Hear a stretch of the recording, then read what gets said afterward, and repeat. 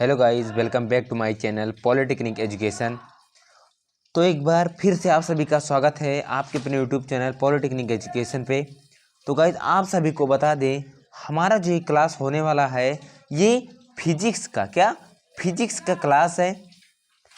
और हम फिजिक्स के कुछ ऐसे महत्वपूर्ण क्वेश्चंस लेके आए हैं जो हमारे एंट्रेंस एग्ज़ाम के लिए यूपी पॉलिटेक्निक या बिहार पॉलिटेक्निक, झारखंड पॉलिटेक्निक, किसी भी स्टेट, किसी भी राज्य के पॉलिटेक्निक के लिए ये बहुत बहुत इम्पोर्टेंट होने वाला है। तो गाइस देरी मत कीजिए, आज ये क्वेश्चंस आपके एग्ज़ाम में 100% के साथ आपको ये क्वेश्चन आपके एग्ज़ाम में नज़र आएगा, दिखेगा।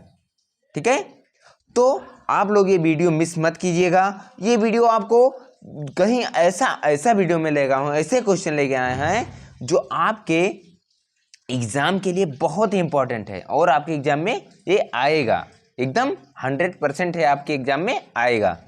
तो देरी मत कीजिए, चलिए आज का क्लास हमारा जो है फिजिक्स का क्लास है और हम उसके कुछ महत्वपूर्ण क्वेश्चंस आपको बताएंगे जो ही बहुत ही अच्छे से आपको समझ में आएगा।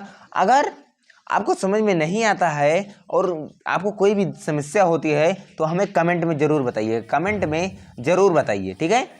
और आपको यूपी पॉलिटेक्निक या के एंट्रेंस एग्ज़ाम के आपको प्रिपरेशन करना है तो हमारे चैनल पे सब फिजिक्स के, केमिस्ट्री के, मैथ के, तीनों सब्जेक्ट के आपके क्वेश्चंस, आपको बढ़िया क्वेश्चन, अच्छे क्वेश्चंस आपको मिलेंगे जो आपके लिए, आपके एग्ज़ाम के आगामी परीक्षा के लिए आपको बहुत ही सहयोग देगा। ठीक है, तो चलिए आज का क्लास हम स्टार्ट करते हैं। तो आज के क्लास का जो हमारा पहला क्वेश्चन रहेगा वो क्या है, कैसा है, आपको हम आपके सामने आया है। आपके सामने पहला क्वेश्चन बहुत ही इंपॉर्टेंट क्वेश्चन है। ये हमारे एग्जाम के लिए बहुत ही इंपॉर्टेंट क्वेश्चन है। हमारे एग्जाम में कई बार पूछा गया है, 2021 में पूछा गया है, 23 में पूछा गया है, उसके बाद 2019 में भी पूछा गया है और ऐसे ऐसे क्वेश्चन ये कई बार क्वेश्चन आए हैं आपके एग्जाम में। तो ये क्या है, आपके लिए बहुत ही इंपॉर्टेंट होने वाला है। क्या लिखा हुआ है यहाँ पे, कह रहा है पानी से भरी बोतल में दाब अधिकतम होता है। पानी से भरी बोतल में दाब अधिकतम होता है। ठीक है, कह रहा है पानी से भरी बोतल में दाब अधिकतम होता है। किस में होता है? ऑप्शन ए दिया है बोतल में ऊपरी सतह पर, ऑप्शन बी बोतल में मध्य में, ऑप्शन सी पहले ऊपर फिर मध्य में, ऑप्शन डी बोतल की पेंदी पर। तो पानी से भरी बोतल में दाब अधिकतम कहाँ पर होता है? सबसे ऊपर होगा या मध्य में होगा या एकदम नीचे होगा, पेंदी में होगा? तो जो हमारा दाब होगा वो सबसे अधिकतम कहाँ होगा? उसके पेंदी में होगा। किस में होगा? उसके पेंदी में होगा। तो इसका राइट आंसर क्या हो जाएगा? ऑप्शन नंबर डी, बोतल की पेंदी पर पानी से भरी बोतल का दाब अधिकतम होगा। ठीक है, नेक्स्ट क्वेश्चन क्या है? अगला क्वेश्चन हमारा है सेकंड नंबर क्वेश्चन क्या कह रहा है? ये भी क्वेश्चन आपके लिए बहुत इंपॉर्टेंट है। ये भी क्वेश्चन कई बार 2020, 19, 18 और 2012 में भी ये क्वेश्चन पूछे गए हैं। तो इतने में क्वेश्चन पूछे गए हैं तो क्यों इंपॉर्टेंट हो सकता है ना। जब ये पूछे गए हैं आपके इतने परीक्षा, इतनी बार, इतने ईयर में, हर साल, मतलब 19 भी लगातार, 19, 18, 19, 20 लगातार 3 साल ये पूछे गए हैं, 12 में, तो ये क्वेश्चन आपके लिए इंपॉर्टेंट है। ठीक है, तो फिर क्या कह रहा है क्वेश्चन? किसी द्रव में डूबी कोई वस्तु अपने भार से हल्की प्रतीत होती है, इसका कारण क्या हो सकता है? कोई भी वस्तु है, कोई द्रव में डूबी कोई डूबी वस्तु अपने भार से हल्की होती है, अपने भार से वो हल्की, जैसे मान लीजिए 50 है तो ये 10 हो जाएगा, 40 हो जाएगा, 30 हो जाएगा, इतना हो जाएगा। ठीक है, 50 किलो है तो वो कितना प्रतीत होगी? 10। ठीक है, तो इसका कारण क्या हो सकता है? ऑप्शन ए दिया आपको उत्प्लावन बल, ऑप्शन बी द्रव का दाब, ऑप्शन सी वस्तु का भार, ऑप्शन डी इनमें से कोई नहीं। तो जो हमारा इसका आंसर क्या होगा? इसका आंसर क्या हो सकता है? किसी द्रव में डूबी कोई वस्तु अपने भार से हल्की प्रतीत होती है, इसका कारण क्या है? इसका कारण है उत्प्लावन बल के कारण। क्या? उत्प्लावन बल के कारण कोई भी वस्तु डूबी हुई हल्की प्रतीत होती है।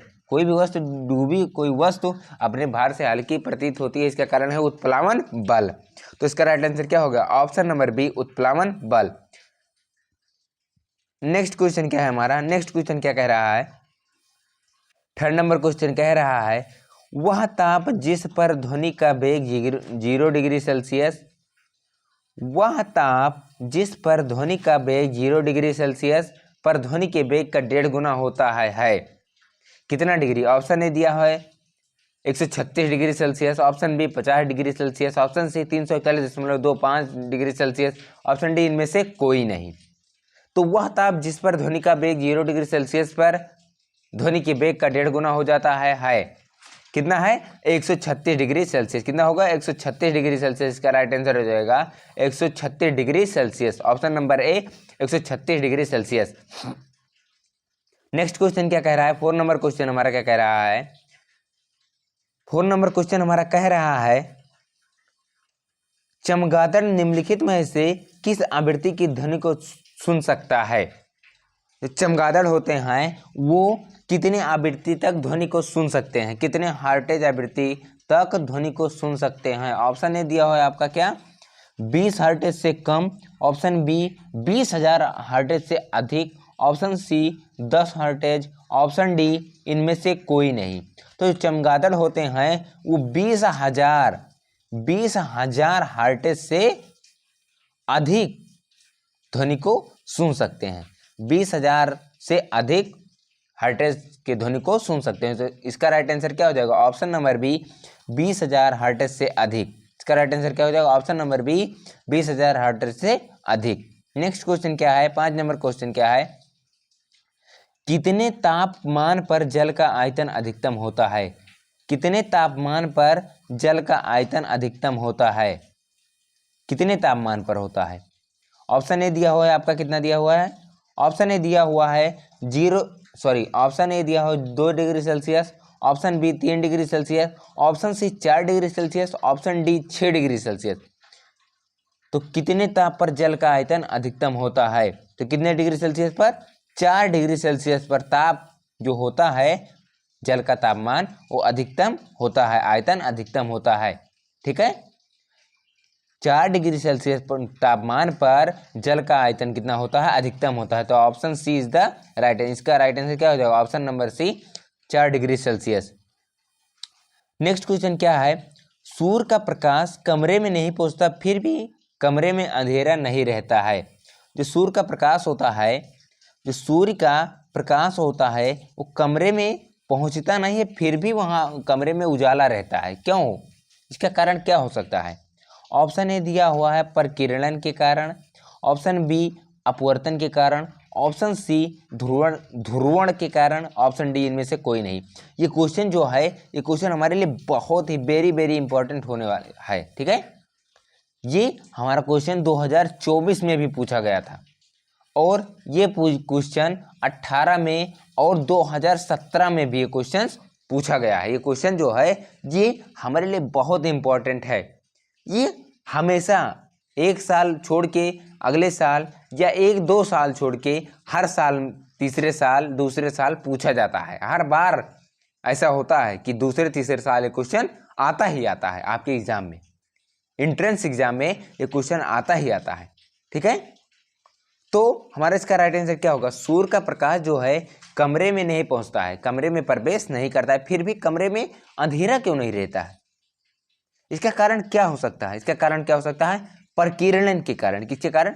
प्रकीर्णन के कारण हमारा जो ऊर्जा रहता है, प्रकाश कमरे में नहीं पहुंच पाता है, फिर भी कमरे में उजाला रहता है प्रकीर्णन के कारण। इसका राइट आंसर क्या हो जाएगा? ऑप्शन नंबर ए प्रकीर्णन के कारण।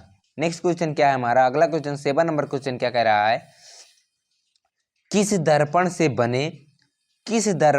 बने प्रतिबिंब का आवर्धन सदैव एक होता है? किस दर्पण से बने प्रतिबिंब का आवर्धन सदैव एक होता है? ऑप्शन ए दिया हुआ है उत्तल, ऑप्शन बी दिया हुआ है अवतल, ऑप्शन सी दिया हुआ है आपका समतल, ऑप्शन डी दिया हुआ है प्रत्येक में। किस दर्पण से बने प्रतिबिंब का आवर्धन सदैव एक होता है? तो इसका राइट आंसर क्या हो जाएगा? ऑप्शन नंबर सी समतल दर्पण। क्या? समतल दर्पण जो होता है उसका आवर्धन, प्रतिबिंब का आवर्धन 1 होता है, हमेशा सदैव, हमेशा के लिए उसका आवर्धन कितना होता है, 1 होता है। तो इसका राइट आंसर क्या हो जाएगा, ऑप्शन नंबर सी, समतल दर्पण। क्या, ऑप्शन नंबर सी, समतल दर्पण। नेक्स्ट क्वेश्चन क्या है हमारा, 8 नंबर क्वेश्चन क्या कह रहा है, किस वस्तु के प्रदीप्त होने का पता लगाया जा सकता है। क्या, किसी वस्तु के प्रदीप्त होने का पता लगाया जा सकता है।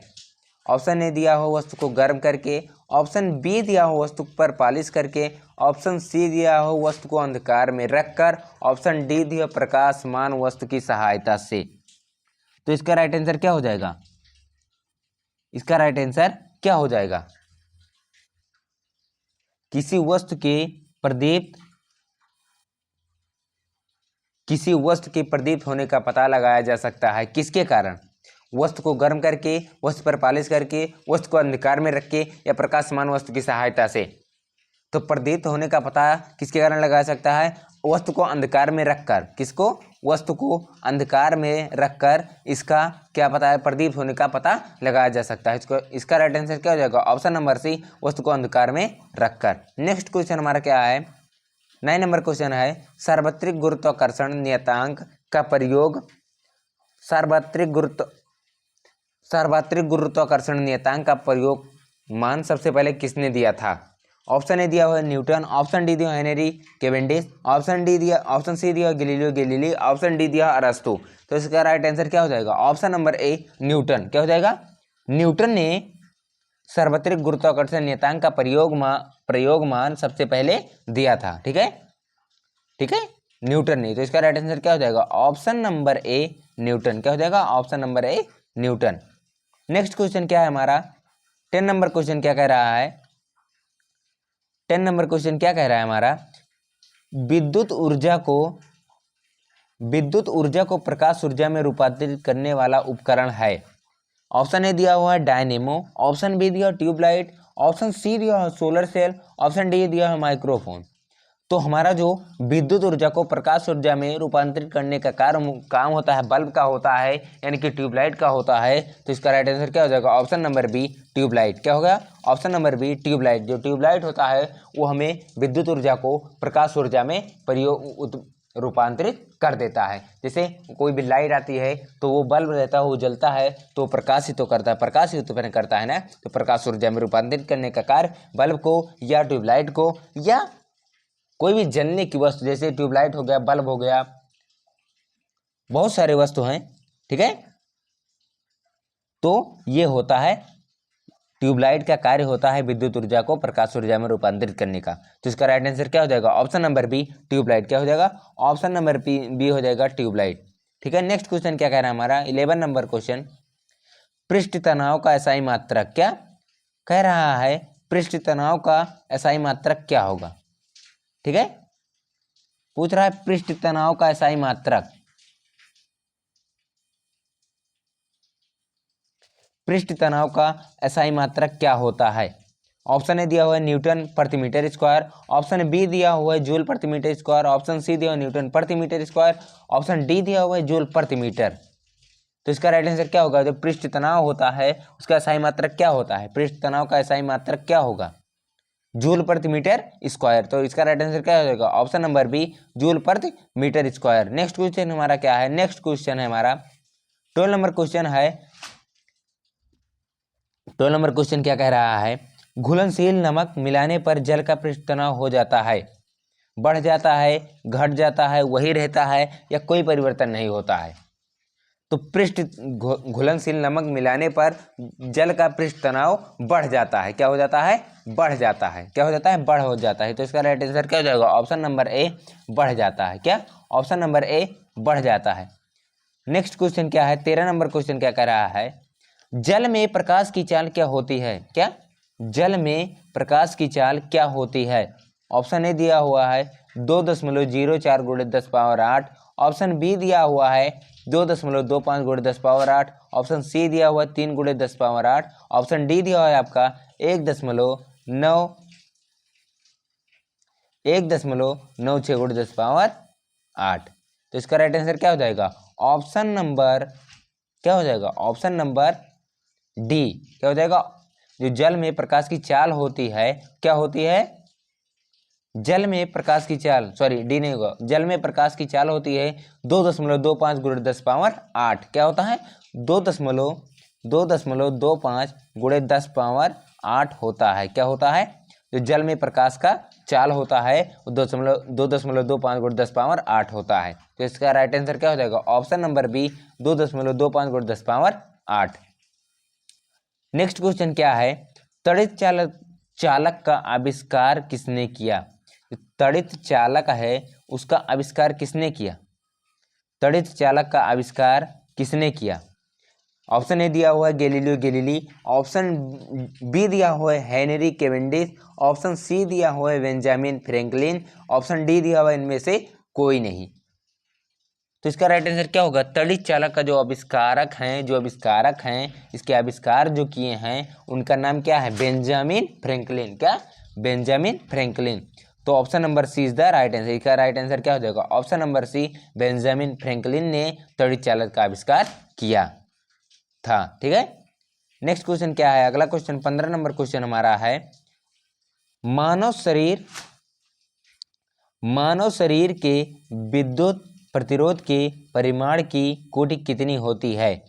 मानव शरीर के विद्युत प्रतिरोध के परिमाण की कोटि कितनी होती है? ऑप्शन ए आपका दिया हुआ है 10 पावर, ऑप्शन ए दिया हुआ है 10 पावर 4 ओम, ऑप्शन बी दिया हुआ 10 पावर -8 ओम, ऑप्शन सी दिया हुआ 10 पावर 6 ओम, ऑप्शन डी दिया हुआ 1.5 गुणे 10 पावर 4 ओम। तो मानव शरीर के लिए विद्युत प्रतिरोध के परिमाण की कोटि 10 पावर 6 ओम होती है। कितना होती है? 10 पावर 6 ओम होती है। तो इसका राइट आंसर क्या हो जाएगा? ऑप्शन नंबर सी 10 पावर 6 ओम। क्या हो जाएगा? ऑप्शन नंबर सी 10 पावर 6 ओम। नेक्स्ट क्वेश्चन क्या है? अगला क्वेश्चन हमारा क्या कह रहा है? 16 नंबर क्वेश्चन, किसी पिंड पर 6 न्यूटन का बल लगाने पर पिंड 2 मीटर की दूरी तय करता है। कोई पिंड है उस पर 6 न्यूटन का बल लगाने पर क्या होता है? बल लगाने पर पिंड 2 मीटर की दूरी तय करता है। तो कृत कार्य बताना है, W हमें बताना है। तो W बराबर क्या होता है? F इंटू एस होता है, F इंटू एस होगा। तो W बराबर F इंटू एस होगा। तो W बराबर F दिया हुआ है 6 न्यूटन और एस दिया हुआ है 2 मीटर की दूरी। ठीक है, डिस्टेंस, ये क्या है? डिस्टेंस बता रहा है, विस्थापन। ठीक है, तो 6 गुणे 2 जूल। क्या? और कार्य का मात्रा क्या होता है? जूल होता है। क्या होता है? जूल होता है। तो इसका राइट आंसर क्या हो जाएगा? ऑप्शन नंबर ए 6 गुणे 2 जूल। इसका राइट आंसर क्या होगा? 6 गुणे 2 जूल मतलब 12 जूल। ठीक है, नेक्स्ट क्वेश्चन क्या है हमारा? 7 नंबर क्वेश्चन क्या कह रहा है? किसी विद्युत हीटर की शक्ति 15,000 वाट है। जो शक्ति दिया हुआ है वो कितना दिया हुआ है? 15,000 वाट। किसी विद्युत हीटर की शक्ति 15,000 वाट है। 10 घंटे में हीटर द्वारा प्रयुक्त ऊर्जा होगी। ठीक है, 10 घंटे में, तो किसी विद्युत हीटर की शक्ति कितना दिया हुआ है?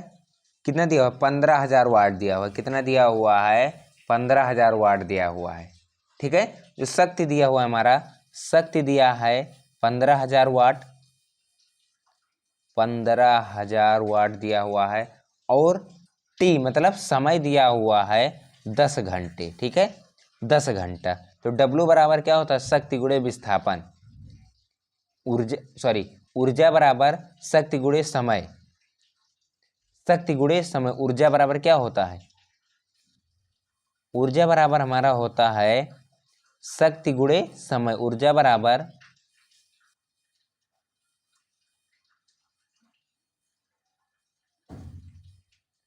शक्ति गुणे समय। ठीक है, तो शक्ति हमारा दिया हुआ है 15,000, गुणे समय दिया हुआ है 10, तो 1,50,000 हो गया। क्या? 1,50,000 हो गया। ठीक है, ये क्या हुआ है? वाट घंटा। क्या? वाट घंटा। अब किलोवाट में जब इसे बदलेंगे किलोवाट घंटे में जब इसे बदलेंगे, सॉरी सॉरी सॉरी, ये 15, सॉरी 15 शक्ति कितना दिया हुआ है, 1500 दिया, सॉरी शक्ति जो हमारा दिया हुआ है वो 1500 दिया हुआ है। कितना दिया, 1500 दिया, तो कितना हो जाएगा, 15,000 हो जाएगा।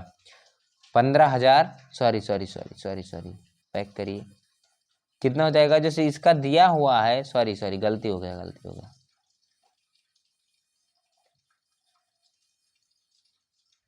शक्ति कितना दिया हुआ है, 1500 दिया हुआ है। कितना दिया, 1500 शक्ति दिया है। और समय टी दिया है, जो समय दिया हुआ है क्या दिया हुआ है, 10 घंटा। कितना दिया हुआ, 10 घंटे। तो ऊर्जा बराबर क्या होता है, तो ऊर्जा में निकाल रहा है, ऊर्जा बराबर शक्ति गुणे समय, शक्ति गुणे समय हो जाएगा, शक्ति गुणे समय हो जाएगा, ऊर्जा बराबर। अब शक्ति कितना दिया हुआ है, 1500, कितना दिया हुआ है, 1500 दिया हुआ है, गुणे समय 10 दिया हुआ है, तो कितना हो जाएगा, 15,000। कितना हो जाएगा, 15,000 हो जाएगा। ऊर्जा जो है 15,000 वाट घंटा, मतलब आवर हो जाएगा। ठीक है, इसके बाद अब इसे हम ऊर्जा को किस में रूपांतरित करेंगे, किलोवाट घंटा। ऊर्जा को जो उसका मात्रक होता है किलोवाट घंटा होता है, तो किलोवाट में जब बदलेंगे तो 1000 से क्या करेंगे, भाग करेंगे। ठीक है, 1000 से भाग करेंगे तो 15 किलोवाट घंटा, यानी कि 15 यूनिट। किलोवाट घंटा को क्या कर लिख सकते हैं हम, यूनिट के रूप में भी लिख सकते हैं। तो इसका राइट आंसर क्या हो जाएगा, ऑप्शन नंबर डी, 15 यूनिट। क्या हो जाएगा, option number D, 15 unit. Next question क्या है हमारा, विराम अवस्था में यम द्रव्यमान के पिंड में संचित ऊर्जा क्या होती है।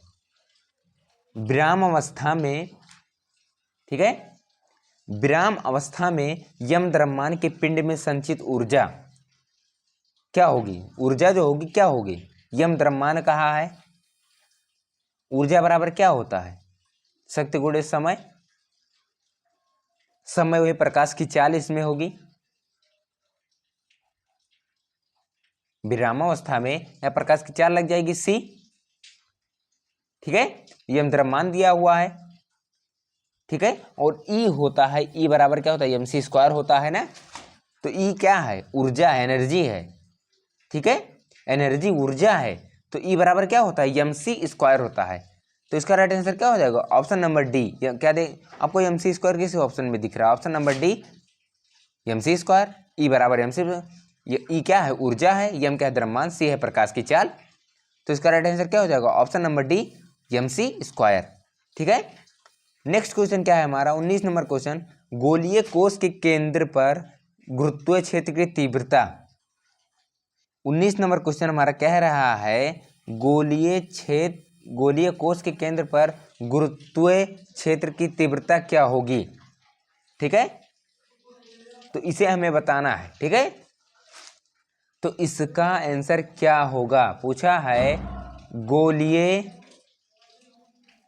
कोश के केंद्र पर गुरुत्वीय क्षेत्र की तीव्रता क्या होगी। ऑप्शन नंबर ए दिया हुआ है Gm/r², ऑप्शन बी दिया हुआ है जी, ऑप्शन सी दिया हुआ है 0, ऑप्शन डी दिया हुआ है इनमें से कोई नहीं। तो इसका राइट आंसर क्या होगा, आपको इसका राइट आंसर हमें बताना है कि इसका राइट आंसर क्या होगा। ठीक है, तो इसका राइट आंसर क्या होगा, गुरुत्वीय क्षेत्र की तीव्रता है हमारे गोलीय कोश के केंद्र पर, जो गुरुत्वीय क्षेत्र की तीव्रता होती है क्या होती है, Gm/r² होती है, या जी कैपिटल स्मॉल जी होता है, या 0 होता है, या उपरोक्त में से कोई नहीं। ठीक है, तो आपको बताना है। तो इसका राइट आंसर क्या हो जाएगा, ऑप्शन नंबर सी क्या होता है, 0 होता है। क्या होता है, ऑप्शन नंबर सी क्या होता है, 0 होता है। ऑप्शन नंबर सी जो इसका दिया हुआ है 0, तो इसका राइट आंसर क्या हो जाएगा, ऑप्शन नंबर सी 0 होता है। गोलीय कोश के केंद्र पर गुरुत्वीय क्षेत्र की तीव्रता 0 होती है। नेक्स्ट क्वेश्चन क्या है, 20 नंबर क्वेश्चन हमारा कह रहा है चंद्रमा का कक्षीय वेग कितना बढ़ाने पर वह पृथ्वी का उपग्रह नहीं रह जाएगा। ठीक है, चंद्रमा का कक्षीय वेग कितना बढ़ाने पर वह पृथ्वी का उपग्रह नहीं रह जाएगा। ऑप्शन ए दिया हुआ है आपका 2 गुना, ऑप्शन ए दिया हुआ है 2 गुना, ऑप्शन बी दिया √2 गुना, ऑप्शन सी दिया हुआ 1/√2 गुना, ऑप्शन डी दिया √3 गुना। ठीक है, तो इसका राइट आंसर क्या हो जाएगा? चंद्रमा का कक्षीय वेग कितना बढ़ाने पर वह पृथ्वी का उपग्रह नहीं रह जाएगा। तो √2 गुना बढ़ाने पर, कितना? √2 गुना बढ़ाने पर यह पृथ्वी का उपग्रह नहीं रह जाएगा। तो इसका राइट आंसर क्या हो जाएगा? ऑप्शन नंबर बी √2 गुना। ठीक है, इसका राइट आंसर क्या होगा? ऑप्शन नंबर बी √2 गुना। ठीक है, तो आज का हमारा क्लास इतने क्वेश्चन है, और ये जितने भी क्वेश्चन हमने बताया है इस वीडियो में, ये सारे क्वेश्चन आपके लिए बहुत इंपॉर्टेंट है, बहुत ही महत्वपूर्ण क्वेश्चन आपको हमें बताएं। ये क्वेश्चंस हमारे प्रीवियस ईयर में भी, मतलब 2022 में और 19 में, 18 में ये सब क्वेश्चंस पूछे गए हैं, वो सब क्वेश्चन आपको मैं बताया हूँ। ठीक है, तो हमारी वीडियो कैसी लगी? हमारी वीडियो आपको अच्छी लगी हो तो प्लीज़ हमारी वीडियो को लाइक कीजिएगा और कमेंट में ज़रूर बताइए हमारी वीडियो आपको कैसी लगी, और दोस्तों तक अपने शेयर कीजिए ताकि वो भी अच्छे से तैयारी कर सकें। ऐसे ही हमारे चैनल पर बने रहिए और अच्छे से अच्छे क्वेश्चंस प्राप्त करते रहिए, ताकि आपको यूपी में जितने भी टॉप कॉलेज हैं, टॉप 10 के कॉलेज आपको मिल सके। ठीक है, गवर्नमेंटेड कॉलेज आपको हम दिलवाने का वादा करते हैं। ठीक है, फिर मिलते हैं नेक्स्ट वीडियो में, लेकिन सब्सक्राइब करना मत भूलिएगा और बेल आइकन दबाना अवश्य मत भूलिएगा। ठीक है, तो कमेंट में जरूर बताइएगा कि हमारी वीडियो कैसी लगी, वॉइस सही आ रहा है, क्लियर आ रहा है, आपको सही से क्वेश्चन समझ में आ रहे हैं, हम सही से बता रहे हैं कि आपको अच्छे से, और आपको अगर समझ में नहीं आएगा तो हम दूसरे तरीके से भी आपको बताएंगे। फिर मिलते हैं नेक्स्ट वीडियो में, तब तक के लिए आप लोग तैयारी करते रहिए और ऐसे ही अपना परिश्रम जारी रखें ताकि आपको सिलेक्शन हो जाए। ठीक है, फिर मिलते हैं नेक्स्ट वीडियो में, तब तक के लिए टाटा बाय बाय।